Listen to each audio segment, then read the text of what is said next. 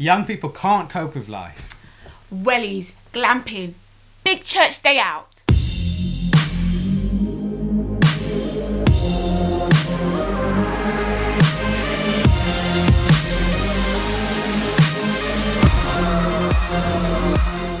Welcome to the IN2G show. I'm Tam. And I'm Cynthia. And today we're looking at a story about young people being unable to kind of cope with everyday life. Yeah. They're unable to deal with the pressure and the stress. And it focused a lot. It said 1 in 10 actually is experiencing close to depression or depression. And that's quite a lot. It is quite a lot. Yeah. That's quite a lot. And I think one of the Prince's Trust did this research, and they're saying that it's things like being without education, not in education, not working, and so on, that is kind of focusing mostly on those as the ones who are really suffering in this situation. And it may be a lot of things that have been going on in their life or economically in general that has kind of put them into this state. Yeah. But it's a very real matter. They are feeling unable to talk to people about their problems. They're feeling unable to connect with people, and perhaps they're lacking like a support network or a base in which to do that. Oh, but that brings me nicely into, when I think of support network, I think of church and the community, and I think that's where the church should really step up and say, you know, we are here and you can come and see us. And we you know, it's not just about come to church and think, you know, just about praying or spending your time reading the Bible all day. It's really about connecting with people. It's really about spending time with people. Maybe going for pizza, a coffee, or in my case, doing a bit of badminton. But you know, it's really, that's what I think church should be about. Tam, I mean, what do you think? I mean, how's that? Have you found that in the church environment that you've been going into? For me personally, like as a young person, I am in education, but I've had quite turbulent times, I can say that.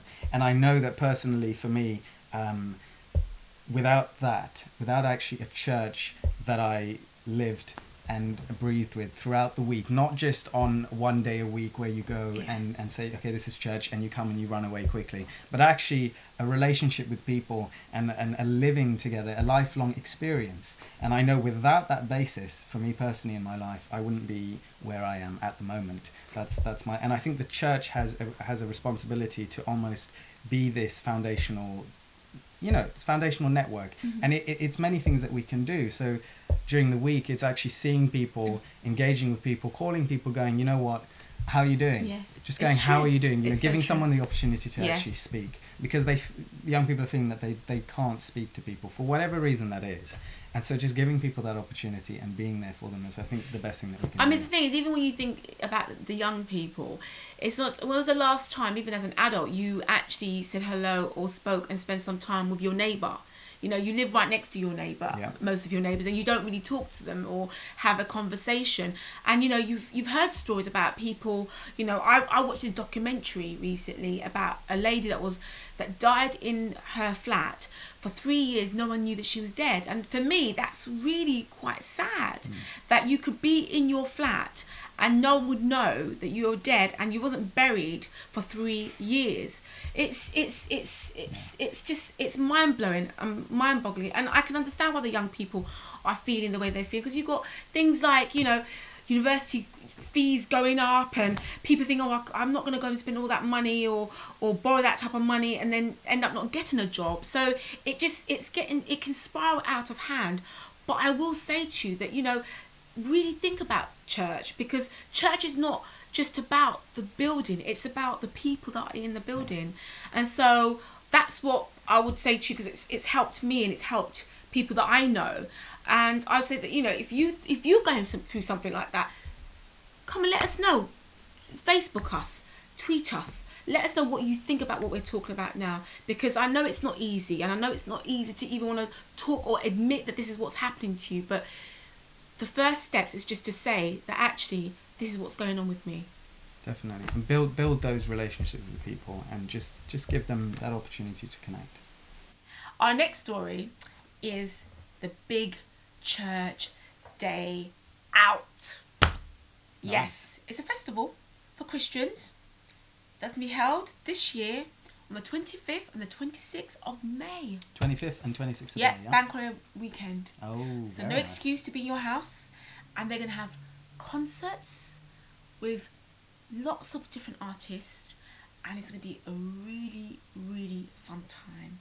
This is where you get to do tenting, glamping, caravaning, or just going in the hotel. One round the corner, do you know? Yeah, there's a couple. There is a couple around the corner. Next to the field somewhere. That's right. There is a couple. It's still a festival. I mean, you know, you could do the you know, have big breakfast in the morning. It is the big church day out, so you can do a big breakfast. So it's going to be a massive event, and of course, IN2G is going. Nice. Now it's going to be in West Sussex, in Winston House, a stately home, may I add, a very beautiful stately home. Beautiful surroundings, really. If you like nature, you might just want to forget artists and just go walk around and just see what's out there. But who are we going to have there then? So there's going to be a lineup of artists performing? There's going to be different stands that you can go to, and they're going to be different artists on those stands for those 2 days. You can get there for about 10:30. The doors open from 10:30, but the actual show doesn't start until 12. So of course I'm going to try and get there for 10:30. What else is happening apart from the artists that you could see then? Well, there is the marketplace, okay. And then you've got the artists like Israel Houghton, wow. Hillsong Live. You got Gunga, you got Jars of Clay, ooh, wow. and of course I'm not going to forget the UK artist. Yes, Yaz and Governor B are part of that group. Who is Yaz? Yaz. Who's Yaz? Yaz is a big 80s pop idol. Did you hear that? 80s. Always too young. Oof. The only way it's up. Don't know. Right, okay. We'll let that go then. But she has been a Christian for a long while. Okay. And was born in West London. Yep. Now lives in Spain, and she's a worship leader at her church, and she's got a worship album. So I am quite looking forward to seeing her. You're a personal fan of hers then, yeah?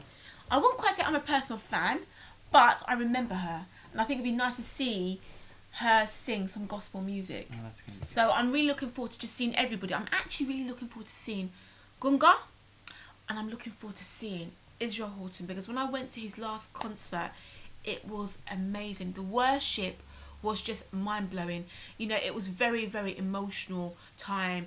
It was just, you know, it was probably the only concert that I've gone to that I hadn't actually eaten all day. That's probably why I was quite emotional. But anyway, yeah. Israel is a phenomenal worship leader. He is. Phenomenal. Absolutely. And I love Hillsong as well. I absolutely love Hillsong. I think, you know, it's going to be an exciting time for me because I've never seen Hillsong before live.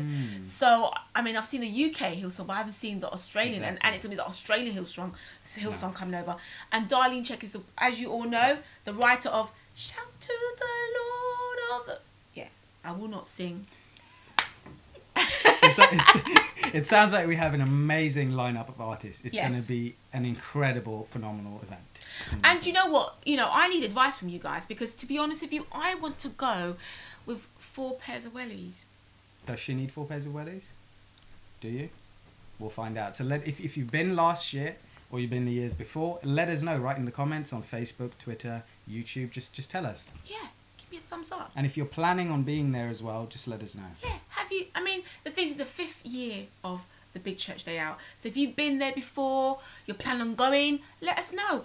But I do want to know what to expect and what advice you think I should be doing. I mean, really, should I be wearing my polo necks? Should I be having my 4 pairs of wellies? Should I even have wellies? Should I just go and stay in a hotel? Really, seriously, let me know because I want to be prepared. Awesome.